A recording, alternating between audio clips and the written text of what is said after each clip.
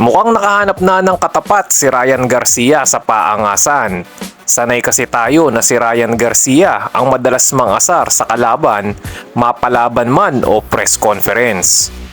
Kanina ay nagharap si Garcia at Rukia Anpo sa kanilang unang press conference para ipromote ang exhibition fight sa December 30. Muling sinabi ni Garcia na tuturuan niya si Anpo ng leksyon dahil nga sinubukan daw nitong hapon na i-knockout ang 45-year-old boxing legend na si Manny Pacquiao sa isa ring exhibition fight. Hindi raw ito nagustuhan ni Garcia na idolo ang ating pambansang kamao at ngayon daw ipakita ni Anpo ang kanyang lakas at tapang sa isang prime fighter na kagaya niya.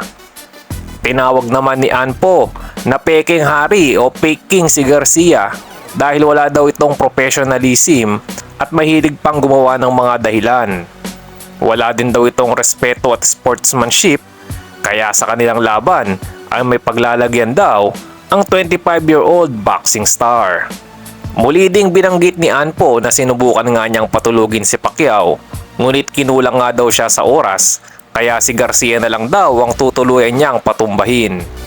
Ngayong December 30 sa Tokyo, Japan nakatakda ang kanilang 8-rounder exhibition fight, ngunit bigla naman itong nanganganib na makansela dahil sa pagharang ng Golden Boy Promotions ni Oscar De La Hoya.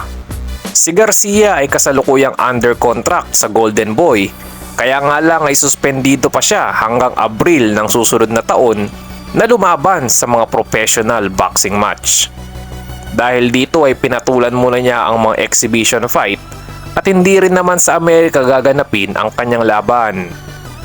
Ayon po kay De La Hoya ay sila lang ang may karapatan sa bawat laban ni Ryan at kailangan muna ng approval nila upang matuloy ang exhibition fight. Mukhang kailangan muna ng pampadulas kay Golden Boy para hindi makancel ang event na ito, mga idol. Hindi naman ikinatuwa ni Garcia ang tweet na yan ni De La Hoya na dati na niyang nakaalitan mula nang matalo siya kay Tank Davis. At sa kanyang huling hirit ay hinamon niya si Jake Paul ng laban sa susunod na taon at siya na raw ang tatapos sa boxing career ng YouTuber turned boxer. At sa local boxing news naman, mga idol, ay pinasilip na ni Wonderboy Carl James Martin ang gagamiting boxing trunks sa laban niya kay Ruben Tostado Garcia ngayong December 1, petsa sa Pilipinas.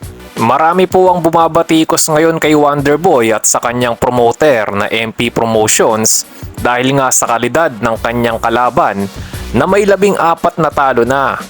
Ito na ang ikalawang laban ni Wonderboy sa labas ng bansa na kasalukuyang nakabase at nagte-training ngayon sa Las Vegas, Nevada. Umaasa nga ang kanilang kampo na magkaroon ng world title shot sa susunod na taon.